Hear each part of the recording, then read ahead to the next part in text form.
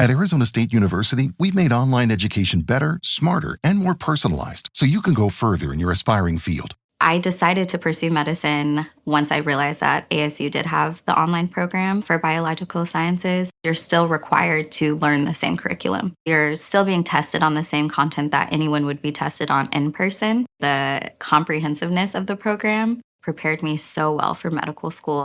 Explore over 300 programs at asuonline.asu.edu. Okay, let's unpack this. The world of aviation, usually, a picture of routine safety, was really jolted on Thursday, June 12, 2025. A truly terrible event. Air India flight AI-171 crashed just moments after takeoff in Ahmedabad, India. And this wasn't just another accident. It was a tragedy on a massive scale. Yeah. And it involved an aircraft model, the Boeing 797 Dreamliner, that's widely seen as one of the safest flying. The sources you shared paint a devastating picture, the loss, the response, and this urgent hunt for answers. How could this happen? It's fascinating and just deeply tragic how fast it all unfolded. And like you said, unprecedented for this specific aircraft type. So our mission today is really to go through the information you've given us, pull out the crucial facts, and try to understand the timeline, the human impact, and the really complex puzzle facing investigators right now. Absolutely. We're doing a deep dive into your source material here to get the clearest possible picture of Flight AI-171. So let's start with the basics. The event itself. What did the sources tell us about the flight, the plane, the crash location? Okay, so the aircraft was an Air India Boeing 787-8 Dreamliner, registration VT-A&B. It wasn't brand new, about 11 years old. Right. The date, again, Thursday, June 12th, 2025. It was a London Gatwick-bound flight, had just taken off from Sardar Vallabhbhai Patel International Airport in Ahmedabad, runway 23, and it crashed straight into the BJ Medical College hostel block. That's in the Meghani Nagar area of the city. And the human cost. Yeah. You mentioned it's immense. It's just grim. The numbers are central to all the reports. We're talking 241 people on board. That's 230 passengers, 12 crew, none survived. Okay. And then added to that, at least 38 fatalities on the ground where the plane hit the building. So that brings the total. At least 279 people. It's being called one of the deadliest aviation disasters in, recent memory. And critically, the sources all confirm this is the first fatal hull loss of a Boeing 787 since it entered service. That fact alone is shocking. A 787 crashing. But those numbers, just heartbreaking. Let's focus on those critical moments right after the plane left the ground. What does the timeline look like, according to the sources? Okay, takeoff was at 1:38 p.m. India Standard Time. That's 08:08 UTC. Reports said the weather was stable, clear visibility. So it doesn't seem like initial conditions were a factor. But the trouble started almost immediately. Very low altitude. That's right. The sources point to problems starting around just 625 feet above the ground. That's barely seconds after leaving the runway. Wow. And this is when the pilots made that urgent call. Yes, the Mayday call. The pilots were Captain Sumit Saparwal, 55 years old, very experienced, over 8,200 hours, and First Officer Clive Kunder, 32, with about 1,100 hours.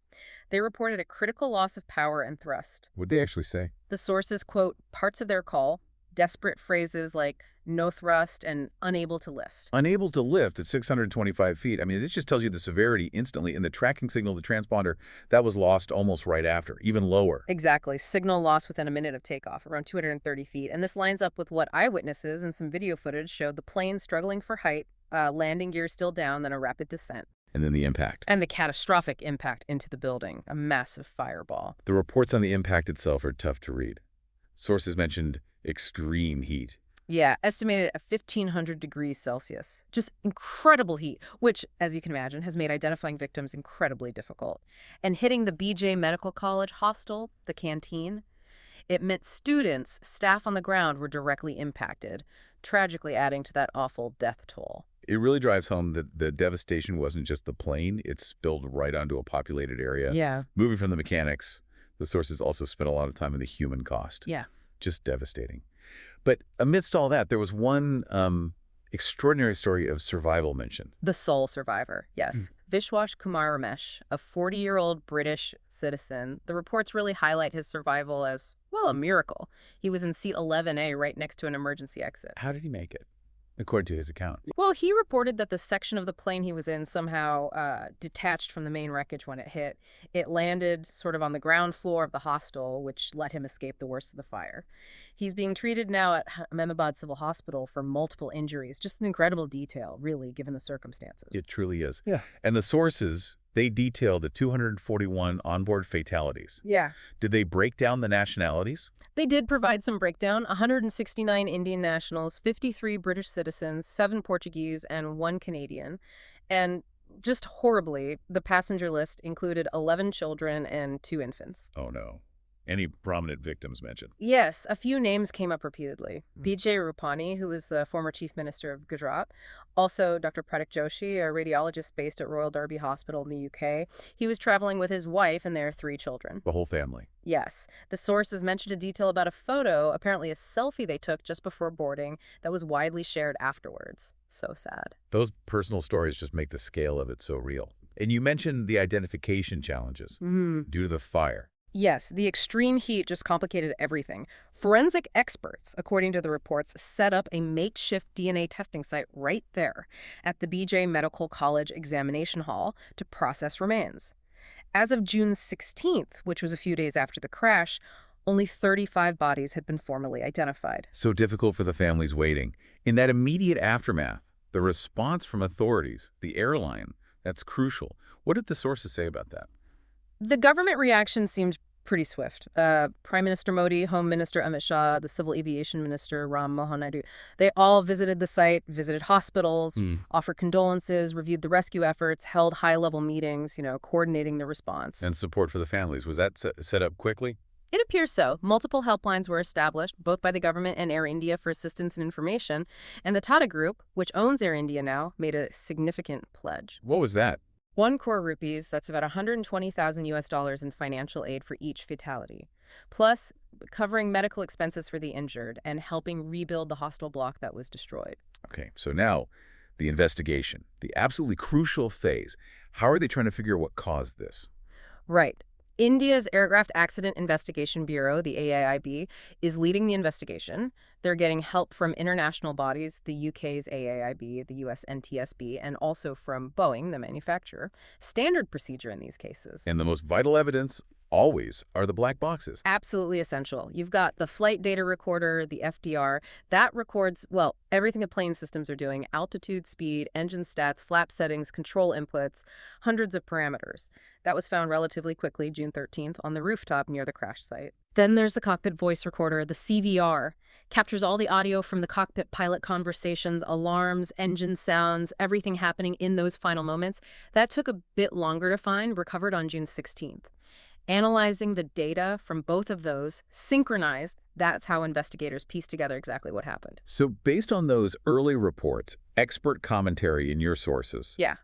what are the initial theories, the abnormalities they're looking at? Well, there are multiple possibilities being examined. The sources touched on several key areas. The most immediate one, coming straight from that Mayday call, is engine thrust, power loss. Right, no thrust. Exactly. Pilots reported no thrust. Now, aviation experts like Dr. Jason Knight were cited noting a cloud of dust seen after takeoff, which could hint at an engine issue. But they also heavily stressed how incredibly rare it is for both engines on a modern jet like this to fail simultaneously, especially without some obvious external event. That's a very, very unlikely scenario usually. Okay, then there's the visual evidence. Eyewitnesses, video. The landing gear was still down. Yes, that was a key observation in several reports. A former British Airways pilot, Alistair Rosenshine, was quoted highlighting that leaving the gear down after takeoff, it's just not correct procedure. Why? What's the impact? It creates significant aerodynamic drag. Keeping it extended makes it much harder for the plane to accelerate and gain altitude, which is obviously critical right after takeoff.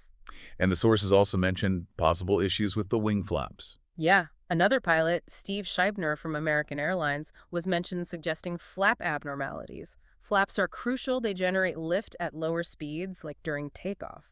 So one theory floated was maybe a procedural error in the cockpit? Like what? Like perhaps the co-pilot mistakenly pulled the lever to retract the flaps instead of the landing gear lever. They can sometimes be close together or feel similar. If the flaps were pulled up too early, that would severely cut the wing's lift. Could absolutely explain why the plane couldn't climb.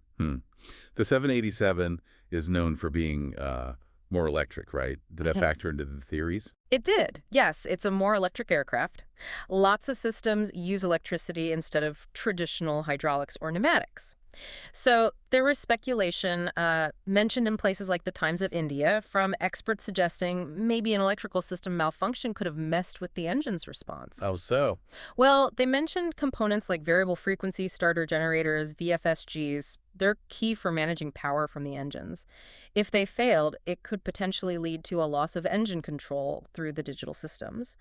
There was also mention that the possible deployment of the Ram air turbine, the RAT. The emergency power turbine. Exactly, that little propeller that pops out for backup power. If that deployed, it would strongly suggest a major electrical failure happened. Okay. Were there other theories? Maybe about how the plane was prepared? Weight, perhaps? Yes, some experts also raised the possibility of the aircraft being overloaded. Or maybe the pilots entered the wrong zero fuel weight, the plane's weight before fuel, into the flight computer. And that would affect takeoff calculations. Right. Getting that number wrong means the calculated speeds and thrust settings for takeoff could be incorrect. Potentially not enough power commanded for the actual weight. What about environmental things, like bird strikes? Ahmedabad Airport's reputation came up. It did. The sources noted Ahmedabad is notorious for birds, and bird strikes are definitely a risk. They can damage engines, but the reports also suggested that causing both engines to fail almost simultaneously from birds is highly unlikely. Usually you'd expect to see, flames, sparks, something more obviously localized to an engine if it was a catastrophic bird ingestion. That wasn't widely reported here in the same way as the general power loss, so maybe a factor, but probably not the sole cause for what the pilots described. And maintenance. Always looked at after a crash. Definitely. Boeing's and Air India's maintenance records for this specific plane, VTA and B, are under intense scrutiny. It's a standard part of any investigation, but particularly relevant if other potential causes seem less likely initially. This incident, it lands, unfortunately, right when Boeing has been under a lot of scrutiny already. It absolutely does. The sources make that connection clear. While the 787 itself, as we said, has had a stellar safety record, over 1,000 delivered since 2009. This is the first fatal crash it happens against this backdrop of mounting concerns about Boeing's manufacturing quality, safety culture across its other lines. Concerns that have been very public lately. Exactly. The reports immediately bring up the two tragic 737 MAX crashes back in 2018-2019, the long grounding that followed, and then more recently that Alaska Airlines 737 MAX door plug incident, January 2025. That really amplified concerns and led to new regulatory checks on Boeing's production. And we've heard from whistleblowers, too, haven't we? Yes. The sources mentioned people like John Barnett, a former Boeing quality manager who'd specifically raised concerns about 787 production before his death earlier this year. And Sam Salahpour, another engineer, they've alleged, corners being cut, safety violations in manufacturing is broader context, but it hangs over any incident involving a Boeing plane right now. Did Boeing issue a statement about AI-171? They did. Expressed condolences, standard stuff, said they're ready to provide full technical support to the Indian investigation. And regulators in India. They took action regarding Air India's other 787s. Yes, pretty quickly. Indian regulators ordered Air India to conduct additional maintenance actions on its entire 787 fleet, sort of a precautionary measure after the crash. The FAA in the U.S. said, there wasn't immediate data for a global grounding, but they're watching closely and committed to any safety recommendations that come out of the investigation.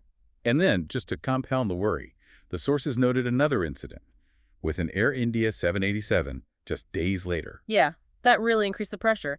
Just 4 days after Ahmedabad, on Monday, June 16th, another Air India 787-flight AI-315 had to turn back to Hong Kong shortly after takeoff. Why? Reason given was just a technical issue. Now, that flight landed safely, thankfully, but having a second incident, same aircraft type, same airline, so soon after a fatal crash.